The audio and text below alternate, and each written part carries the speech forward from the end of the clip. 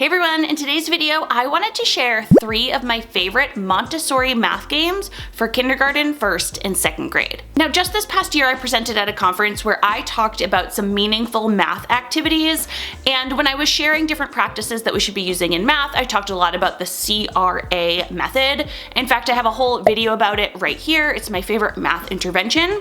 And CRA essentially stands for concrete, representational, and abstract, meaning that we want our students to be able to explore math topics with a concrete manipulative first, then move to representations or drawings of that type of skill, and then go to the abstract, which are just the numbers. Now, I go in much further detail in that video up there. It doesn't mean that when you're working on concrete, they can't see numbers. In fact, they should all be kind of intertwined, but your students should be able to master a skill using concrete objects first before moving on to representational and then to abstract. So when I'm looking for some great concrete manipulatives for my students to really understand a new math skill, especially in K through 2, Montessori math tools are some of the best ones I can find. So in today's video, I have 3 different tools I want to share with you that I think your students will absolutely love. So if you're ready to see what they are, give this video a like, subscribe to my channel, and let's dive in.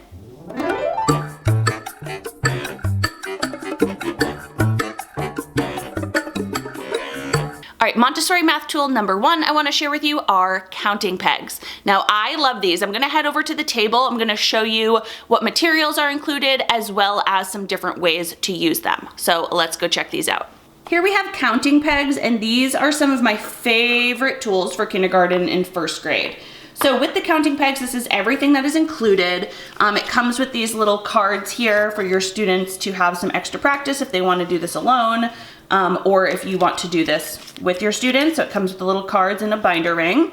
It comes with this little bag to hold everything, which is very nice to be able to put it away easily. And then the main part of this type of tool are these little boards here, the number cards, and the pegs. So when starting this type of activity off with our students, we're really going to work on some basic number sense and some one-to-one correspondence. You can see these boards are made with a little cutout down here, and then this is the number that it's going to represent. So this board, this counting board, is for the number 2. So what I would want my students to do is they need to go ahead and fill up, they don't need to know right away that this is 2, but they do need to fill up the pegs. And there are also, they have some round pegs as well as some square pegs, which is, a fun little tactile thing for your students to figure out. So we have 1, 2, and then they need to find the number 2 and put it here. This one shows 2. Let's try another.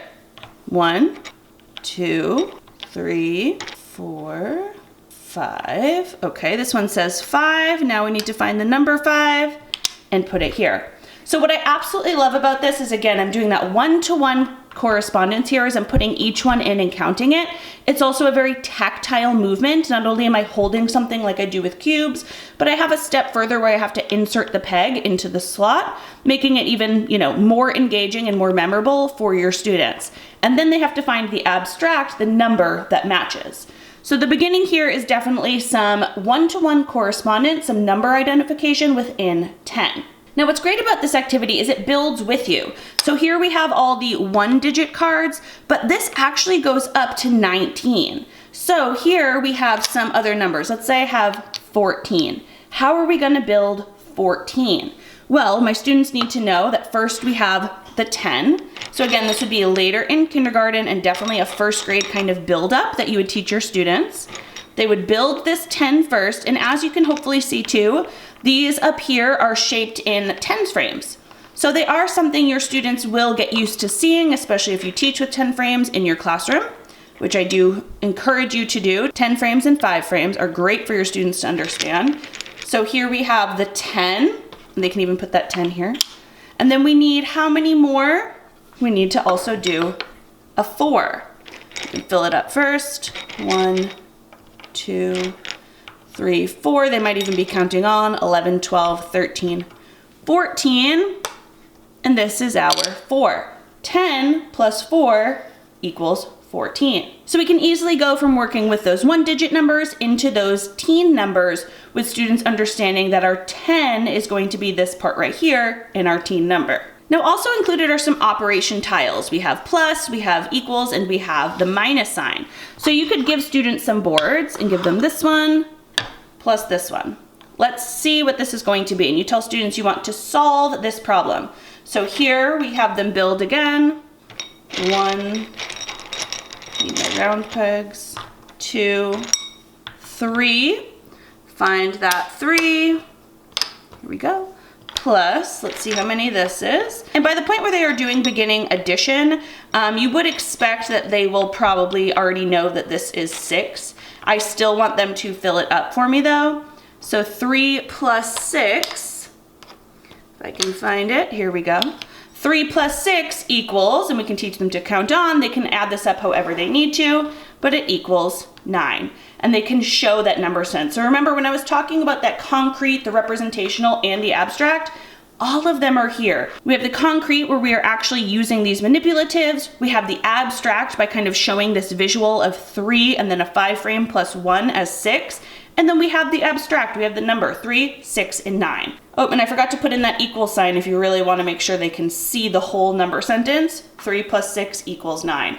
And of course we can do all of this with subtraction as well. But I love this activity. Montessori math tool number 2, I absolutely love using with K through 2 students, are golden beads. Now you have probably heard of these before. These are one of the more popular Montessori math tools around, but I love golden beads for our intro into the base 10 system. Let's check these out. All right, here we have the golden bead system, and like I said, this is great for teaching students about the base 10 system.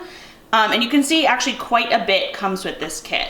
So over here on the left, we have our thousands beads. So there's 9 of them, and they have a big tray to kind of go in.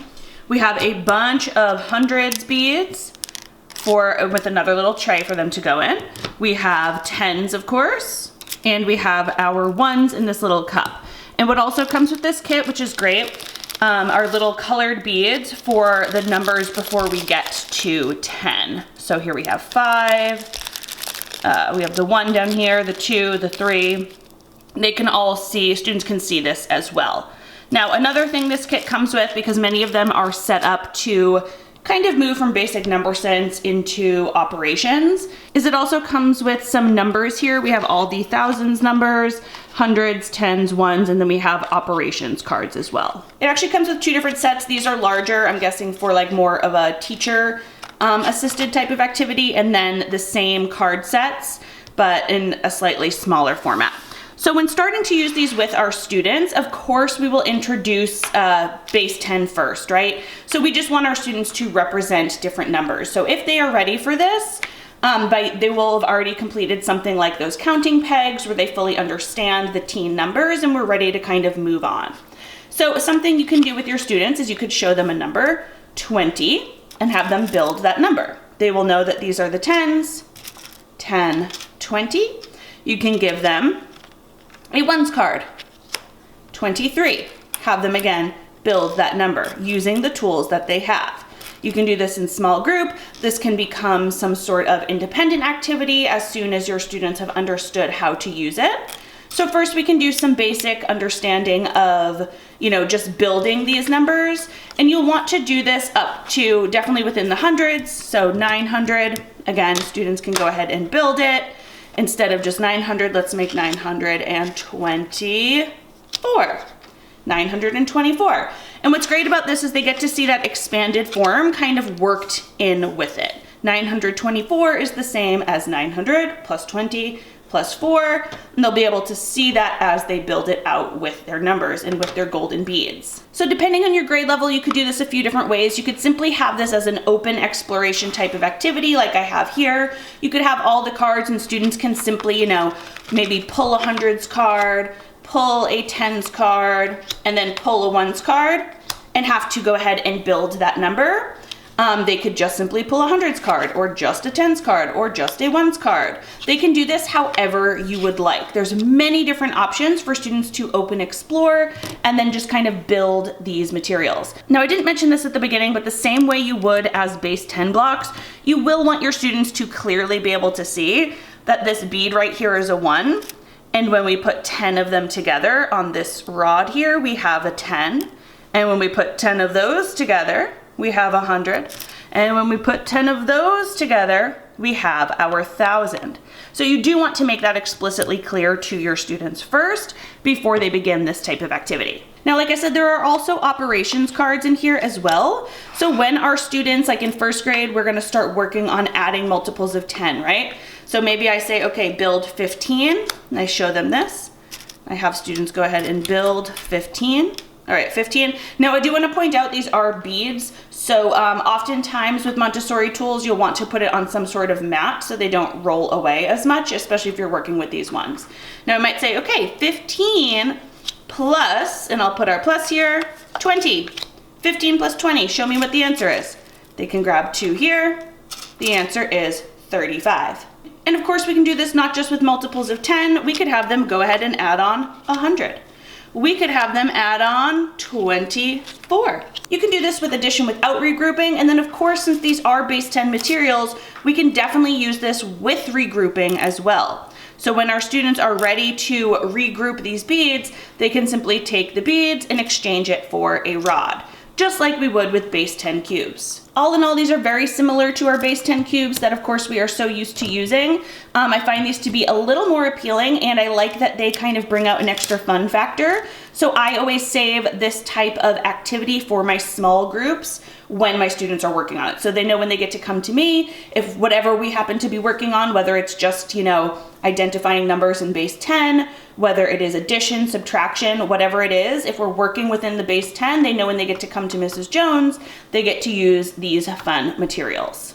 And last but not least, Montessori math tool number 3 I love using with my class is the stamp game.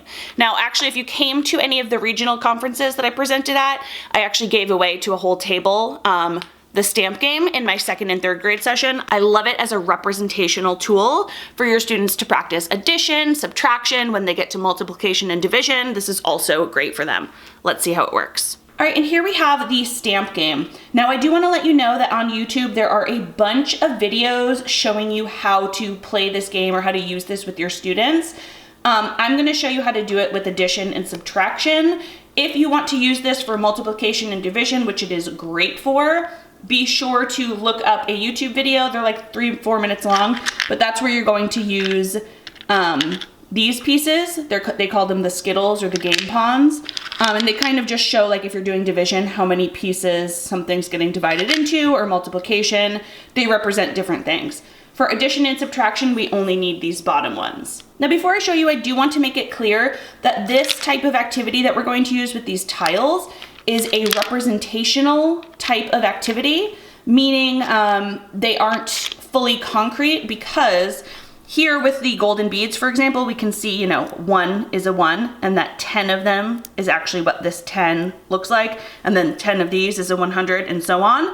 We can see the concrete understanding of each of these units. Here, they are all going to be represented by the same size tile, just in different colors. All that is just to say that if you are working on the stamp game, this is a representational activity, so your student should have familiarity with the golden bead system or a base 10 system first. Now this set did not come with any number tiles, so I'm going to use different color markers to represent the base 10 values. If you have your number cards from the golden bead system, you can definitely use these as well as a way to show the numbers that you want your students to add. You can see that the colors line up with the hundreds, the thousands, the tens, and the ones.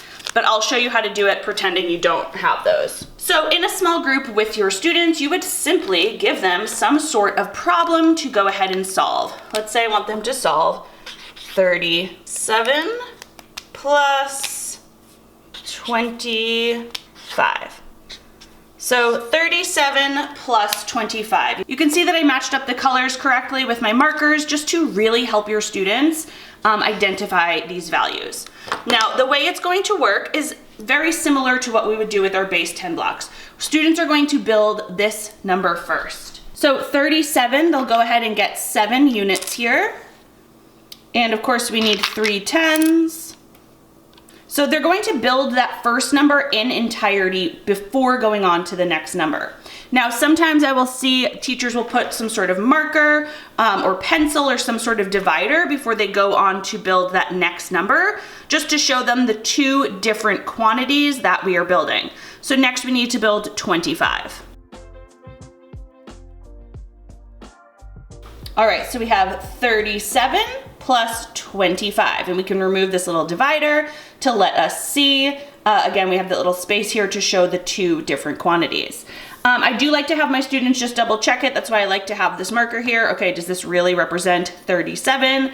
Does this really represent 25?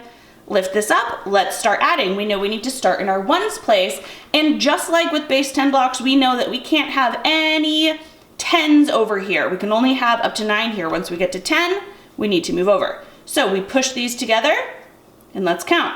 1, 2, 3, 4, 5, 6, 7, 8, 9, 10. Oh, we've got 10. Need to collect them all, put them back here, and what do we got? A 10. So we have 2 in the ones place. Before we move on, we're gonna put this here to show that we added a 2, and we actually carried 1 10 over here. We regrouped and we got another 10 that we added to the bottom. Now we're gonna push this up and see. 1, 2, 3, 4, 5, 6. 6 10s. We didn't need to regroup anything. So our answer is 62. 62. Now in a small group setting, I have no problem just taking the markers and writing them down, because again, I want to be doing this with my students. I want to be observing them, making sure we're doing this correctly. So I have no problem taking out the markers and doing it and kind of having students bring their own crayons or markers over to write it down.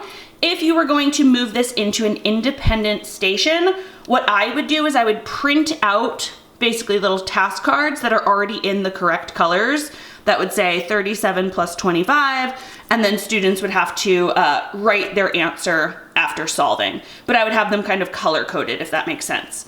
All right, let's do a subtraction example.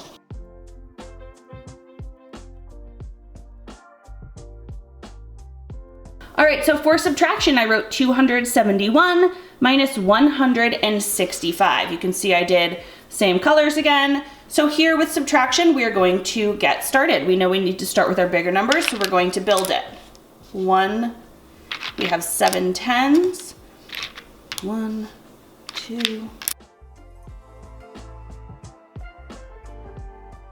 All right, 271. Now we don't need a line here because we're not going to be adding any more on. We're not going to be, pushing it up here.